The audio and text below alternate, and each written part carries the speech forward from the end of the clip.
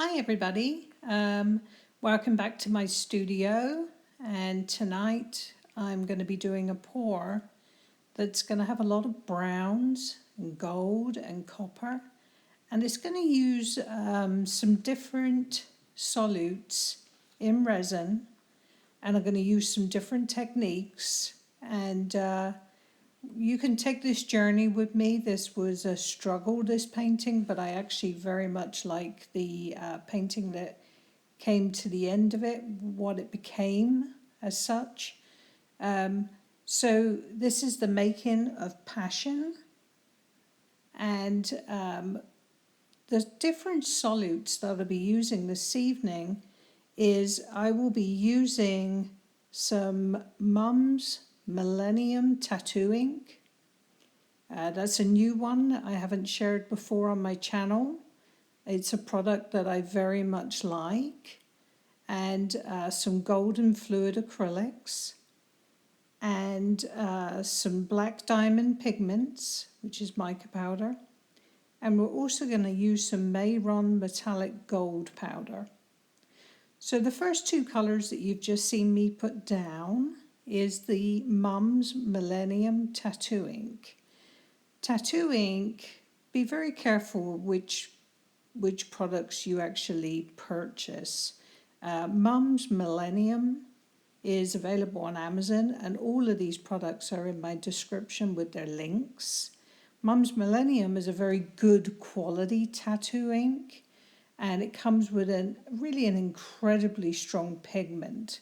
So the very dark brown, and Mum's Millennium have these kind of funky modern names, kind of interesting names for their colours. So the very dark brown that I initially put down first is called Doo-Doo Brown.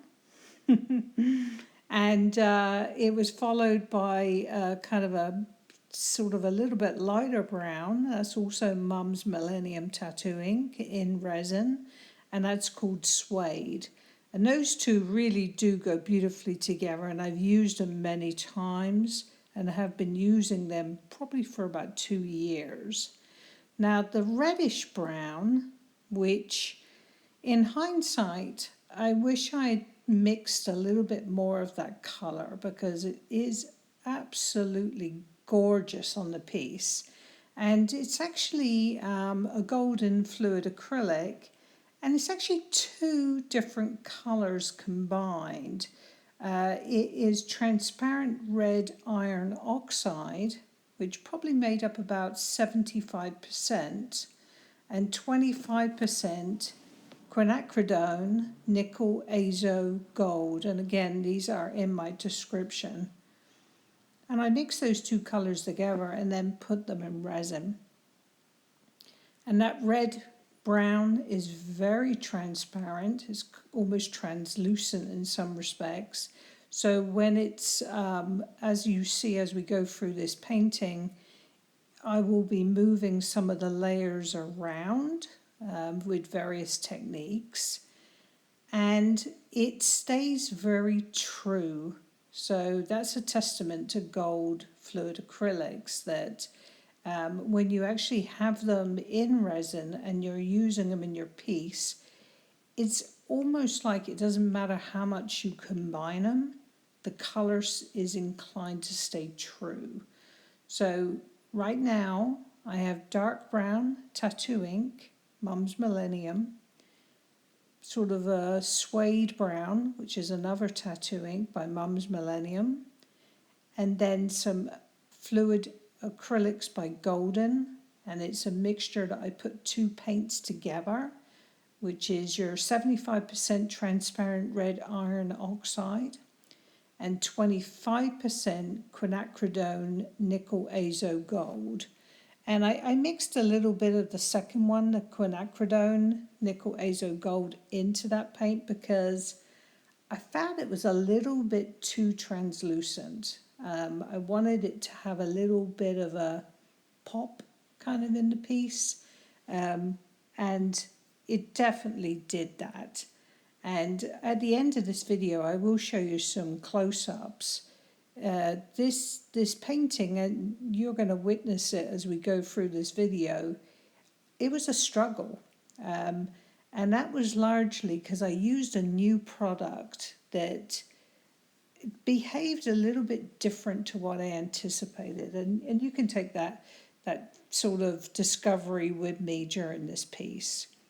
So what I'm doing right now is, this is a wooden panel, and I am doing my typical kind of tapping motion, and I'm just making sure that I have reasonable coverage of the canvas.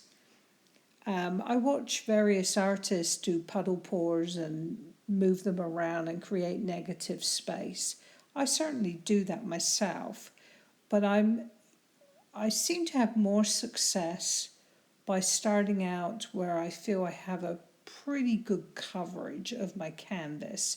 And then I can move my paints around and kind of determine how I want them to flow and not be conscious of tilting the canvas particularly to get coverage, if you understand me. It gives me more freedom, whereas if I do a puddle pour, I'm inclined to be concerned if maybe I'm going to have a part of the canvas that's not going to receive any of the mixture, the resin. So by doing a kind of a 90% coverage of my canvas, and usually I aim for even higher, maybe an 100% coverage, it does give me a lot of freedom in what I do after that, because I don't have the worry of, have I covered my sides, etc., etc. So that's what you're seeing me do right now, is I'm actually just tapping. I'm lifting the panel right now because I noticed as I was tapping away that the top left-hand corner seemed to have a lot of resin, and I was a little bit concerned that my panel was not level. Although it does appear that it is just fine because it's not rolling over the sides. So I'm lightly torching now because I have my coverage, so I'm not too concerned in that respect. And resin, when you're putting it down ready mixed, once you've mixed it and you've mixed in your solutes, which is your products, it is a fluid, but you don't have the liquidity that you need to manipulate it. And that kind of fluid viscosity, that liquidity, is achieved with heat. So I just lightly torch because I want to activate it. I want to be able to manipulate it. Now, what you're seeing me put down now is a product that's actually another one of my favorites, and that is a black diamond pigment. I purchase my black diamond pigments from Amazon. I'm not sure where else they stock them, and I've got quite a range now, and I haven't been disappointed yet. So this is a black diamond pigment, and the color is Diamond Hazelnut, and it's a dark brown, as you can see, but it is a very sparkly brown. The black diamond pigments, some of the titles have diamond in them and some of them don't. If it has diamond in the title of the color, that means that the pigment itself has a lot of sparkle. So that one was Diamond Hazelnut. I'm coming behind it with a second black diamond pigment, and this one is called Medieval Copper. It's another one of my favorites. I've been using these two colors of black diamond pigments for a couple of years now. I very much like the combination of these two together. So right now I'm layering. I'm applying my black diamond pigments, which essentially is mica powder, over, actually it's coming over some of the golden fluid acrylic, but also over the top of the tattoo ink.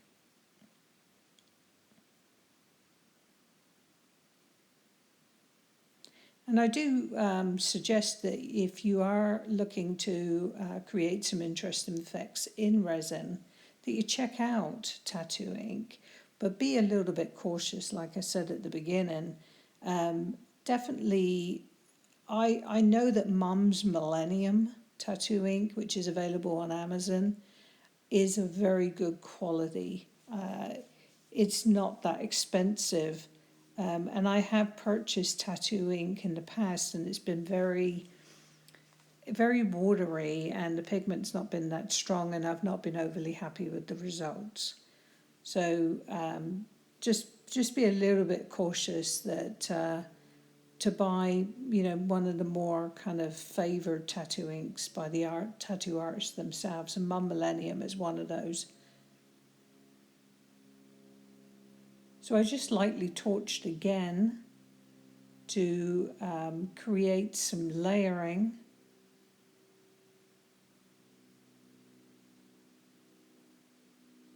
Now this is interesting because this is the first time I've shown you this. What I'm doing right now is I'm actually using an airbrush, and it's not spraying any paint. I'm just using it off of the compressor to kind of move the layers around with some force.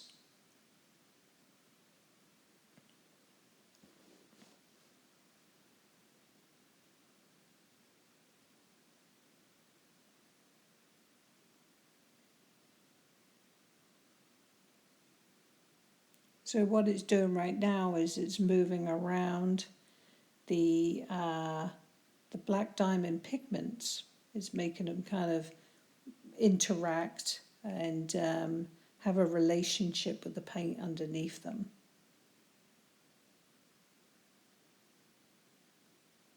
Now this next step is where it all went a little bit wrong for a while here. So this is the new product that caused me the struggle.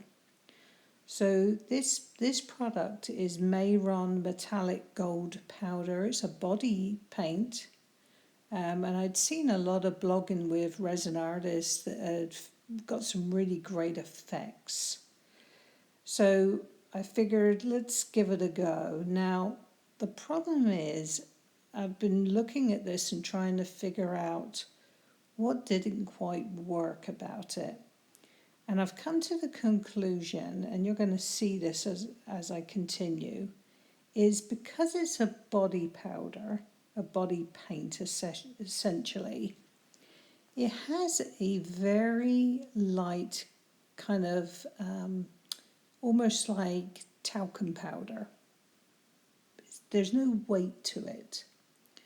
So when I put it in the resin, it did create a really sort of luxury gold colour. At that point, I had a lot of great hope for how it was going to turn out. The problem is, what I found is, I believe because it's such a light powder, it naturally will not go into the resin layers. It wants to be on the top. And so I'm torching it right now, and this is where I started to realize that it was just kind of sitting on the top. And the other thing I noticed was I actually used very little, and yet I appeared to have a real dominant gold on my painting. Way more gold than I anticipated. So I was battling a little bit because I wanted the products underneath to come up through the gold.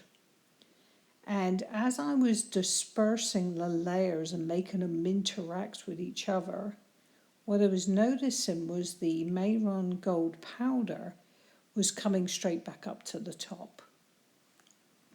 So I'm looking at my piece now, and it kind of looks interesting, but it's very metallic gold, more gold than I would normally want in a piece. It was just too dominant.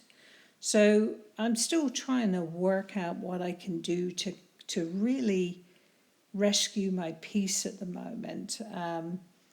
But I'm really concerned because I have way more gold and it is sitting on top of the resin. It does not want to sink. What's underneath it is not coming through.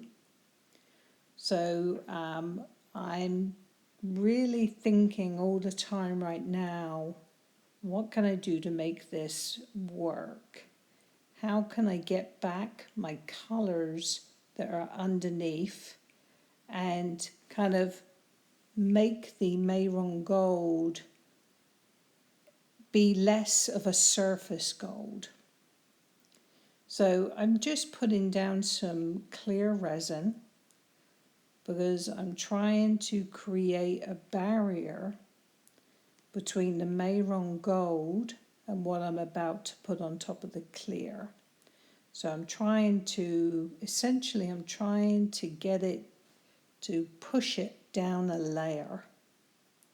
And we're going to see how successful I am at that tactic, really, at that methodology, to see if I can actually make the Mayron gold powder less dominant. But it's interesting, if you're looking at the red, which is the golden fluid acrylics, the transparent red iron oxide, with a little bit of quinacridone nickel azo gold, look how true they're staying. They're just sitting there, and it doesn't matter what's else is going on that canvas. Those colours are staying very true. So the clear resin has gone on. I'm trying to heat that new layer of clear resin, and I'm still battling with the Mayron gold powder.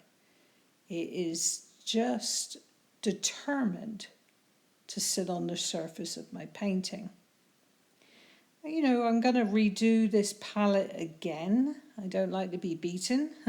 And I wanted to do a matching painting to go with this.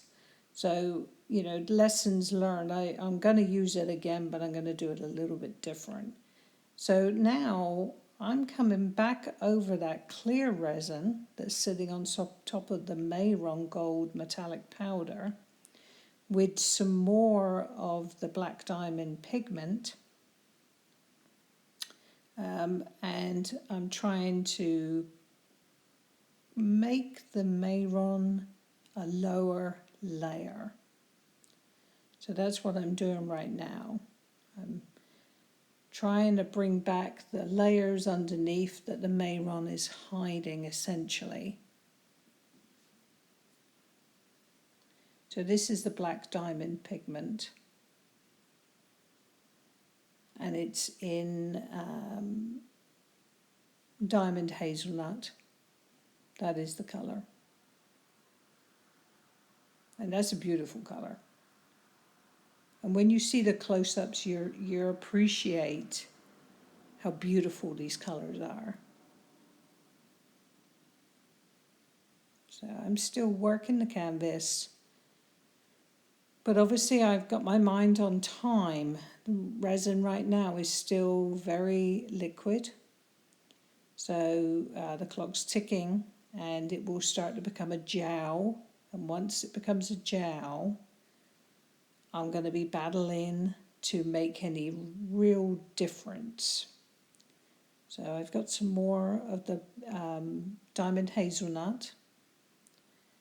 I really like it combined with the diamond pigment in medieval copper, which is what I'm putting on behind it right now. I love those two combined.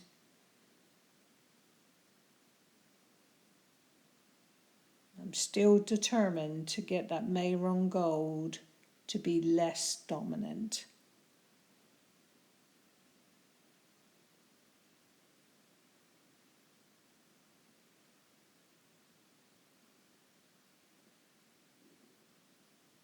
But in my mind, as I'm working this piece, and I'm trying to create more subtle effect from the gold, and I'm kind of losing that battle a little bit, I have to say. I'm considering right now whether the answer is to tilt the canvas, to move the layer of resin around and allow some of that gold to maybe go over the side, or maybe encourage it to break apart a little bit. So tilting is a possibility, and the reason why it's a great possibility with this piece is there's so many layers going on. So I have some volume on here, of resin. So tilting is an option at this point, but the clock is ticking. So I'm certainly going to have to tilt it soon if I choose to do that.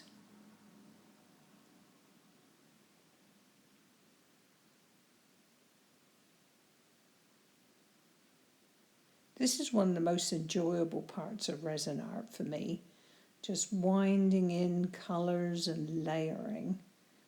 I find that so rewarding, and it's definitely one of the most enjoyable parts of this art form.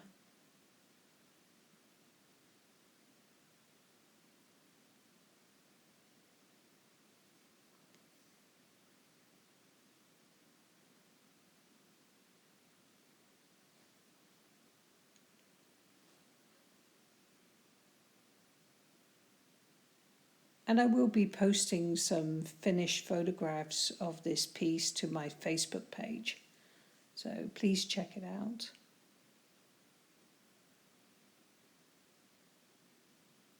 So a little bit of 91% alcohol.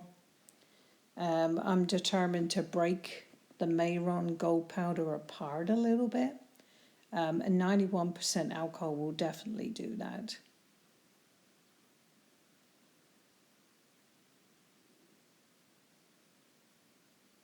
So I've come back with the heat gun as a last option before tilting, to see if I can encourage some of the other colors to come to the surface and kind of break apart the Mayron powder and give me back some of the colors that I want to be able to see.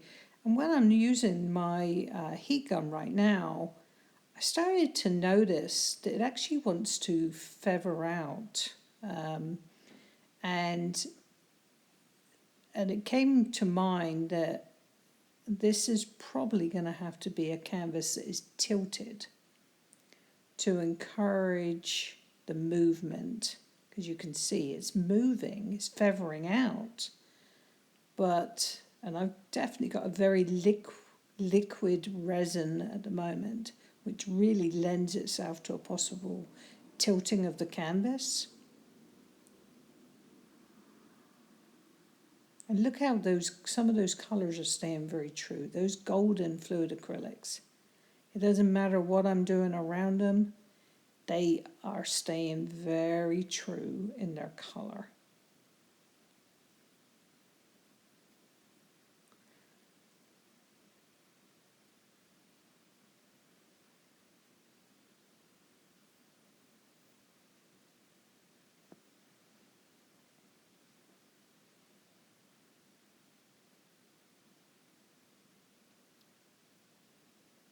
I'm persistent with my heat gun. I'm still battling with the gold.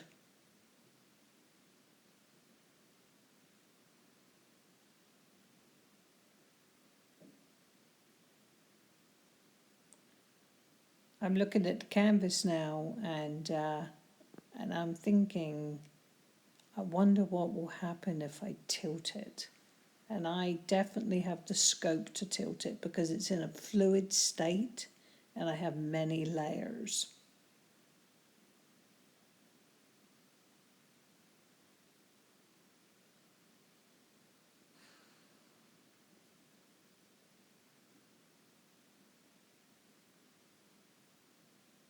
So let's tilt.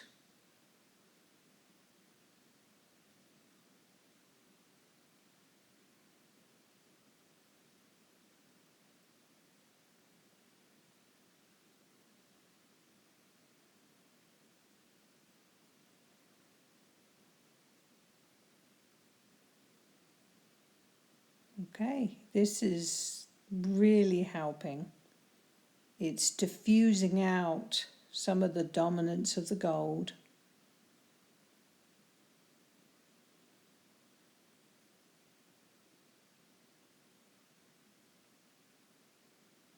And I've created a movement that I really didn't have before. And I just checked, I poured this about 2 hours ago, and I just went into my studio to check it, and it has changed a little bit. And I'm very pleased with what's going on as it's curing. It has retained the movement, and it definitely is a very vibrant piece. And I will be using the same products again. And but the next time I'm going to increase a little bit of the golden transparent red iron oxide mixed with the Quinacridone nickel azo gold. I'm going to increase that a little bit. I'm going to increase the tattoo ink in the suede and the brown. And I'm going to decrease the Mayron gold powder. I'm going to stick with it because I do see some effects that I like, especially, and it's a shame that my studio lighting is kind of shining on it, but the top left-hand corner is kind of interesting, and I will be including some close-ups at the end of this video, so please hang around for those. But I kind of feel like I saved the day with this one. I really was not happy with it. I've used the airbrush many times on my art and created some great effects. And but that Mayron powder, that body paint powder, which is incredibly gold, the lesson I learned is you do not need very much. So let's go in for some close-ups. This is a very warm piece. And the colours, that golden fluid acrylic, transparent red oxide, which was about 75%, combined with the nickel azo gold is just beautiful. That deep brown that you see there that stayed true, that is the Mom's Millennium tattoo ink.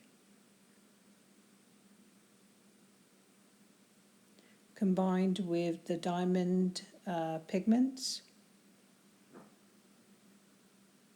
That lighter brown there is also tattoo ink, that is the Suede.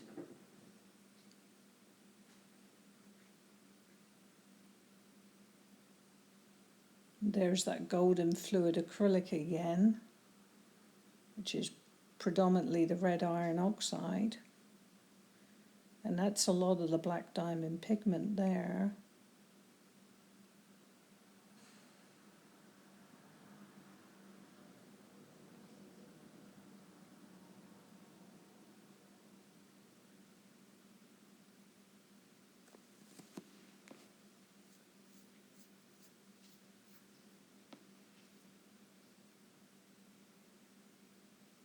So I'm actually quite happy with it. And here's some close-ups. And please, ask any questions in the comments and let me know, give me some feedback, and I'll make sure that all these products and their Amazon links are in the description. So thank you for viewing, guys. Hope you enjoyed it. Bye.